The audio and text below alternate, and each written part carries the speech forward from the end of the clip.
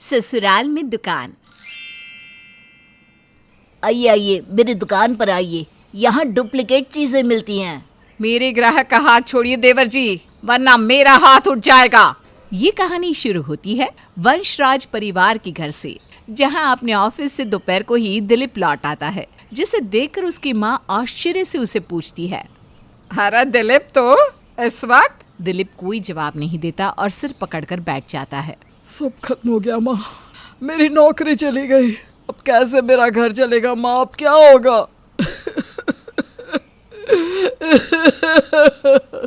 उसकी आवाज सुनकर सभी वहाँ इकट्ठे हो जाते हैं। पर आप तो उस ऑफिस में कितने सालों से थे जी, फिर उन्होंने आपको क्यों निकाल दिया? वही तो नीलिमा, कितने ऑफर्स आए थे मुझे बाकी कंपनियों से, पर मैंने कभी अपनी कंपनी के साथ धोखा नहीं किया। और आज उन्हें सस्ते में काम करने वाले एम्प्लॉयज मिल रहे हैं तो उन्होंने मुझे ही सड़क पर ला खड़ा कर दिया। मैं बर्बाद हो गया नीलिमा। मैंने तुम्हारे घर वालों को वचन दिया था कि तुम्हें कभी भी भूखा नहीं सोना पड़ेगा, पर मुझे पता नहीं अब क्या होगा आगे। अरे शुभ शुभ बोलिए जी, आप में बहुत टैलेंट है, कोई ना कोई नया काम मिल ही जाएगा जी। और अभी हमारी हालत ऐसी भी कोई खराब नहीं है। मर गया हूँ क्या मैं, जो तू फूट फूट कर रो रहा है? तेरा बाप अभी जिंदा है। इन बूढ़ी हड्डियों में बहुत जान है बेटा। मेरे खाते से जो पैसे आते हैं उससे तेरा घर चल जाएगा, परेशान ना हो। भाऊजी अपनी सेविंग अकाउंट का इंटरेस्ट जेठ जी को दे देंगे, तो रसोई में वो जो पैसे देते हैं वो भी शुभ जी को ही पूरी तरह से भरने पड़ जाएंगे। सारा लोड तो हम पर ही आ जाएगा। यही बाकी था बस। मुझे बोलना तो नहीं चाहिए जेठ जी, पर ये भी तो ऑफिस जाते हैं। अगर आप में काबिलियत है तो ऑफिस वाले आपको निकाल ही नहीं सकती। याद कीजिए, आपसे कोई गलती तो नहीं हुई ना? क्या ये समय है ये सब बोलने का बहू? तुम में अकल वकल है कि नहीं? दिलीप को अपने घर वालों की बात सुनने के बाद हिम्मत मिलती है और अगले दिन से ही वो नए काम की तलाश में निकल पड़ता है। समय का करिश्मा देख रहे हैं दिलीप जी। मेरा मैनेजर सामने से आपके पास ऑफर लेकर गया था, पर उस वक्त तो आपको अपनी कंपनी के साथ लॉयल्टी निभानी थी। उस दिन अगर आप मुझसे हाथ मिला लेते तो ये दिन नहीं देखना पड़ता आपको। खैर, मेरे ऑफिस में ऑलरेडी नीड से ज़्यादा एम्प्लॉयज़ है, मैं आपको नौकरी पर नहीं रख सकता। दिलीप कई कंपनियों में इंटरव्यू देता है, पर उसे कहीं भी काम नहीं मिलता। माँ, मैं बुरी तरह परेशान हो गया हूँ, कोई काम ही नहीं मिल रहा। न जाने कैसे काम मिलेगा मुझे। मुझे तो लोगों की दलाली करना पसंद ही नहीं बेटा। तुम लोग ऑफिस ज्वाइन कर रहे थे तब तो मैं पहले से कहता था कि खुद का काम कर लो, वही अच्छा है। खुद ही मालिक, खुद ही नौकर। देख, तू मेरी बात मान और कोई बिजनेस कर ले। कोई दुकान खोलने के लिए भी तो रेंट पर दुकान लेनी पड़ेगी ना बाबूजी। 2-3 महीने तो दुकान को सेटअप करने में ही चला जाता है, तब तक फिजूल में बैठे बैठे रेंट चुकाते रहो। तुझे बाहर क्यों जाना है? हमारे घर के नीचे ही खोल ले दुकान। थोड़ा रिनोवेशन में पैसा लग जाएगा, वही ना, और क्या होगा। पर जगह तो अपनी ही रहेगी। वाह पिताजी, ये तो मैंने सोचा ही नहीं था। बाप बाप होता है बेटा। दिलीप अपने घर के नीचे ही दुकान बनवा लेता है और इसमें राशन का माल गिरवा लेता है। आपका काम सही से चल पड़े भैया। भगवान कर ऐसा ही हो। वैसे तो लोग अभी से ही मेरा नंबर लेने लगे हैं। मोहल्ले वालों ने तो पहले ही कह दिया कि अब वो महीने का राशन मुझसे ही लेंगे। मैं तो कहता हूँ शुभ, तू भी मेरे साथ इस बिजनेस में आ जा। तू अपने ऑफिस जाया करना, पर तेरी भी इसमें हिस्सेदारी रहेगी तो अच्छा ही रहेगा। संडे को तू भी हिसाब देख लिया करना। तो क्या ये दुकान मेरी नहीं है भैया? तुम भी ना। ये सारी बातें वहीं खड़ी रेशमा सुन लेती है। सुनिए जी, मुझे आपसे 2 मिनट बात करनी थी, जरा अंदर आइए। शुभ रेशमा के पास जाता है। ये लोग बड़े कुसुगने, आप भूल कर भी जेठ जी के काम में पैसे मत लगा दीजिएगा। ये सब तो भट्टा बिठाकर सर पर हाथ रखकर बैठ जाएंगी और बेकार में आपकी लगाई रकम फंस जाएगी। अच्छा, जैसा तुम बोलो रेशमा। शुभ लौटकर अपने भाई के पास जाता है। वो भैया, क्या है ना, अपने ऑफिस के काम से इतना ओवरलोडेड रहता हूँ, कहाँ मुझे टाइम मिलेगा बिजनेस देखने का। और वैसे भी ये कस्टमर को संभालना ना मेरे बस की नहीं है। आप संभालिए दुकान।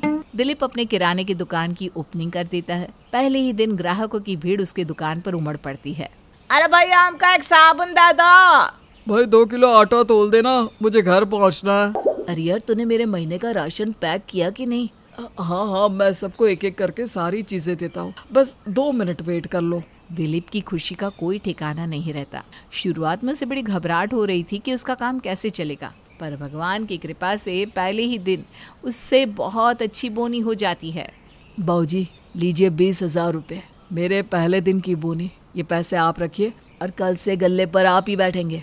अरे बेटा तू संभाल गल्ला, इनकी ऐसे भी उम्र हो गई है, कुछ का कुछ हिसाब कर देंगे। बाबूजी की नज़र इतनी भी कमज़ोर नहीं हुई है माँ। वैसे भी गल्ले को संभालते हुए ग्राहकों को सामान देना मुश्किल की बात हो जाती है। बाबूजी गल्ला देख लेंगे और मैं ग्राहकों को सामान निकाल कर दे दिया करूँगा। केशव दिलीप के सर पर हाथ फेरता है और उन पैसों को केकई के हाथ में पकड़ा देता है।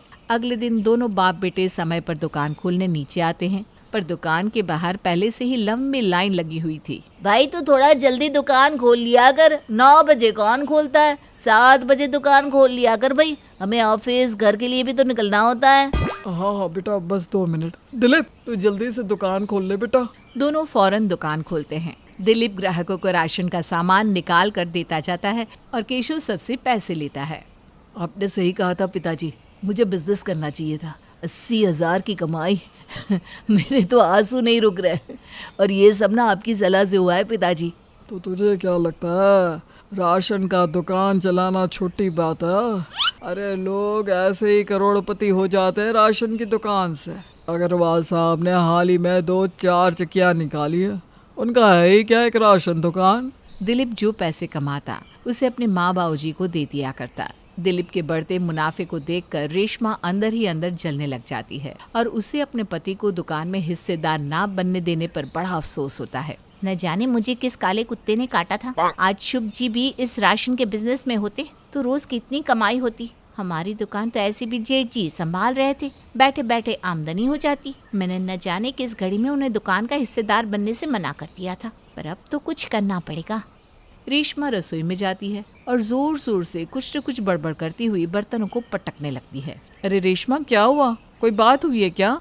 हाँ बात तो हम ही करने वाले हैं ना, यहाँ पर बाकी सब तो मौन साधे बैठे रहते हैं। अरे क्या हो गया रेशमा, इतने जोर जोर से क्यों चिल्ला रही हो? अब जब घर के माँ बाप ही बच्चों में भेदभाव करने लगे, इंसान कुड़ कुड़ तो करेगा ही ना। अब शुभ जी ठहरे श्रवण कुमार, माँ बाप के प्यार में अंधे, उन्हें तो दिख ही नहीं रहा कि इस घर में उनकी पीठ पीछे क्या षड्यंत्र हो रहा है। आप लोगों ने तो दुकान के नाम पर घर का नीचे का आधा हिस्सा अभी से ही जेठ जेठानी को दे दिया। चुप, एक शब्द और नहीं। अब जब घर के माँ बाप ही बच्चों में भेदभाव करने लगेंगे तो इंसान कुड़ कुड़ तो करेगा ही। अब शुभ जी ठहरे श्रवण कुमार, माँ बाप के प्यार में अंधे, उन्हें तो दिख ही नहीं रहा कि इस घर में उनकी पीठ पीछे क्या षड्यंत्र हो रहा है। आप लोगों ने तो दुकान के नाम पर घर के नीचे का आधा हिस्सा अभी से ही जेठ जेठानी जी को दे दिया। ये सब क्या बोल रही है तो बहू, साफ साफ बोल। अब जो दिख रहा है वही बोल रही हूँ ना माँ जी, उसमें और क्या साफ कहूँ। नीचे का पूरा हिस्सा तो जेठ और जेठानी जी हड़प कर बैठे हैं। शुभ जी का काम कुछ अच्छा नहीं चल रहा, सैलरी तो बॉस ने आधी कर दी, पर क्या है ना, इन्हें रोने की आदत नहीं है ना जेठ जी की तरह, तो इनका दुख किसी को दिखता ही नहीं है। इन्होंने तो देवर जी को कहा ही था दुकान में हिस्सेदार बनने के लिए, फिर देवर जी ने ही मना कर दिया, इसमें हमारी क्या गलती? वो क्या है ना जेठानी जी, आप लोगों की मदद करने आपके साथ ससुर जी बैठे हैं। इतनी अच्छी किस्मत शुभ जी की होती तो बेचारे कब के एक नया बिजनेस शुरू कर चुके होते, पर उनके जरूरत के वक्त तो सब भिखारी बनकर बैठ जाते हैं। चुप बहू, एकदम चुप, एक शब्द और नहीं। बहुत तकलीफ हो रही है ना तुझे, तो अब से तू ऊपर के हिस्से में रहेगी, मैं और तेरे ससुर जी दिलीप और नीलिमा के साथ नीचे के हिस्से में रहेंगे। तुझे हिस्सा चाहिए ना, तो ऊपर का पूरा माला तेरा, बस हम सब आज ही नीचे शिफ्ट हो जाएंगे। पर माँ जी, नीचे के फ्लोर में ना तो किचन है ना कोई कमरा। अरे बड़े बुरे दिन देखे मैंने और तेरे ससुर ने बहू, तभी तो आज 2 तल्ले का मकान बन गया। जैसे हमने ये मकान खड़ा किया था, नीचे के तल्ले को भी धीरे धीरे तैयार करवा लेंगे। बस मुझे घर में कलेश नहीं चाहिए। नीलिमा, केकई, दिलीप और केशव नीचे की मंजिल में दुकान के पीछे के हॉल में शिफ्ट हो जाते हैं। उसी हॉल की एक तरफ किचन बना देते हैं और चारों जमीन पर ही बिस्तर लगाकर सोने लग जाते हैं। माँ, मैं कल से ही मिस्त्री को बुलवाकर काम पर लगवा देता हूँ। काम कल ही शुरू हो जाए तो 2 महीने में नीचे का घर बनकर तैयार हो जाएगा। अरे बेटा, तूने अभी अभी तो काम शुरू किया है। अरे तुम टेंशन मत लो माँ, दुकान तुम्हारे और बाबूजी के आशीर्वाद से अच्छी चल रही है। दिलीप नीचे के फ्लोर पर काम लगवा देता है। मजबूरी में 2 महीने के लिए केशव, केकई, दिलीप और नीलिमा को दुकान में ही सोना पड़ता। इसी तरह 2 महीने बीत जाते हैं और उनका घर बनकर तैयार हो जाता है। नीलिमा पूरे मोहल्ले में अपने घर के गृह प्रवेश का प्रसाद बांटती है। उसी प्रसाद को लेकर रेशमा के पास भी जाती है। लगता है जेठ जी का काम बड़ा अच्छा चल रहा है जेठानी जी। अच्छा तरीका अपनाया है उन्होंने। खैर, अब शुभ जी भी बिजनेस खोलने की सोच रहे हैं। बहुत जल्द हम भी एक फ्लैट ले लेंगे। नीलिमा कुछ नहीं कहती और वापस नीचे चली जाती है। शुभ के आते ही रेशमा उसके कान भरना शुरू कर देती है। बस यही बाकी था। देख लीजिए अपने भैया भाभी को, पूरा नया तल्ला खड़ा कर दिया 2 महीने में, और हमें दे दिया ये पुराना फ्लोर। मैं तो आपको कहती हूँ आप भी बिजनेस शुरू कर दीजिए। मैं समझती नहीं क्या कि नीचे के तल्ले में तो दुकान खुल सकता है, ऊपर के तल्ले में तो नहीं। तो घूम फिर कर फ़ायदा तो उन लोगों का ही हुआ ना। आज तो हमारे बच्चे नहीं है, पर कल जब बच्चे होंगे उनके खर्चे आपके सर पर आएंगे तो आप कैसे सब संभाल लेंगे? क्या बीतेगी उन पर जब जेठ जेठानी जी के बच्चे बड़े स्कूल में जाएंगे और हमारे बच्चों को मजबूरन छोटे स्कूल में जाना पड़ेगा। ये तो मैंने सोचा ही नहीं था रेशमा, तुम सही कहती हो। मैं अभी माँ से बात करता हूँ। गुस्से में शुभ सीधा नीचे अपनी माँ के पास जाकर कहता है, मुझे दुकान खोलनी है, मगर नीचे के सामने का हिस्सा तो तुमने पहले ही भैया को दे दिया है, तो मैं कहाँ दुकान खोलूँ? माँ, ऊपर वाले मंजिले पे तो मेरे पास कोई आएगा नहीं। इस घर पर मेरा भी तो हिस्सा है। अगर ये बंटवारा सही से होता तो नीचे में दुकान का आधा हिस्सा मुझे मिलता। कुछ नहीं तो मैं अपने हिस्से को किराए पर लगाता तो कम से कम 15,000 रुपये तो आते। अरे कम से कम उससे मेरा घर तो चल जाता। किसी के सामने मुझे हाथ तो ना फैलाना पड़ता। ये सारी बातें दिलीप सुन लेता है और सीधा गले से 15,000 निकालकर शुभ के हाथों में रखते हुए कहता है, तुझे पैसे की ज़रूरत है ना, तो गल्ला खुला है, पिताजी से पैसे ले लिया कर। ये ले 15,000। समझ लेना तेरे किराएदार ने तुझे भाड़ा दे दिया है। हर महीने 15,000 तेरे पास पहुंच जाया करेंगे। शुभ कुछ नहीं कह पाता और उन पैसों को लेकर वापस अपनी पत्नी के पास आ जाता है। बस बना दिया उन्होंने बेवकूफ़ आपको। आप ना सही में बड़े भोले हैं शुभ जी। जरा सोचिए, जेठ जी आपको 15,000 देने राजी क्यों हो गए? क्योंकि वो जानते हैं कि इसी दुकान से उन्हें लाखों की कमाई हो रही है, तो 15,000 देकर इसका मुंह बंद करवा दो। मुझे तो एक ही रास्ता समझ में आता है कि हम भी जेठ जी की दुकान के ठीक सामने अपनी किराने की दुकान खोल दें। और होता भी यही है। शुभ अपने भाई की दुकान के ठीक सामने किराए पर दुकान लेकर राशन की दुकान खोल लेता है। सुबह से तो एक ग्राहक नहीं आया रेशमा। भैया ने तो जब दुकान खोली थी बाहर लंबी लाइन लगी हुई थी। अब जब घर वाले ही कमाई पर सांप की तरह बैठ जाए तो कमाई हो कैसे? सेल सेल सेल, महीने का राशन एक साथ ले जाने पर 200 रुपए का फायदा। A1 क्वालिटी का खाना है अगर खाना, तो राशन शुभ किराने वाले से ही ले जाना। दोनों की आवाज़ सुनकर कुछ लोग वहां पहुंचते हैं। अरे शुभ, तेरे भैया ने भी किराने की दुकान खोल रखी है और तूने भी किराने की दुकान खोल ली, और वो भी किसी और के घर के नीचे, वो भी किराए पर। अपने घर के नीचे दुकान क्यों नहीं खोली? मतलब ये बात सच है कि तुम्हारे परिवार में अब बंटवारा हो गया है। अब क्या कहूँ भैया, अब जब घर वाले भी आपको नौकरों सा ट्रीट करने लगे तो आदमी जाए कहाँ?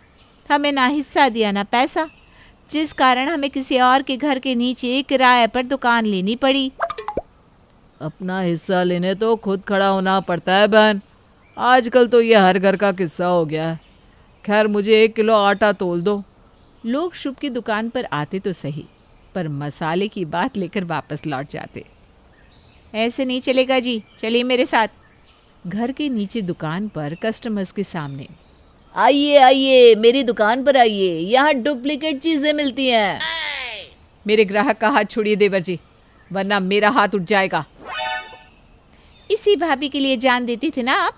मेरी भाभी लीजिए, आज आपकी भाभी ही आप पर हाथ उठाने की बात कह रही है। अरे कुछ तो शर्म करो तुम दोनों, जग हंसाई हो रही है।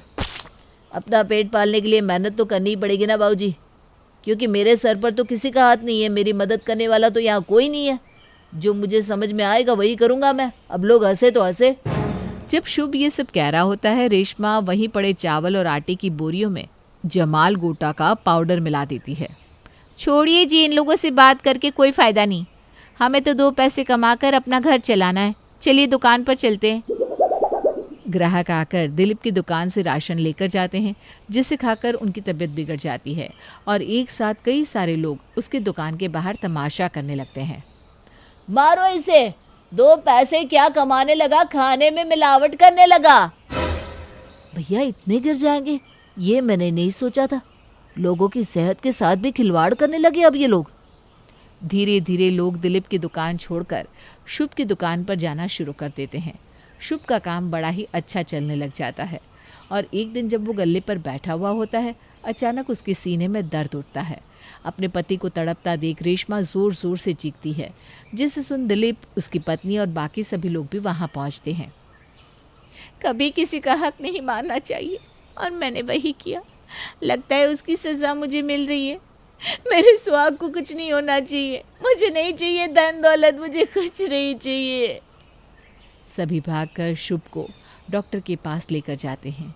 शुभ ठीक हो जाता है, पर इस हादसे से रेशमा के अंदर का गुरूर हमेशा के लिए खत्म हो जाता है और उसके बाद दोनों भाई मिलजुल कर एक साथ काम करने लग जाते हैं।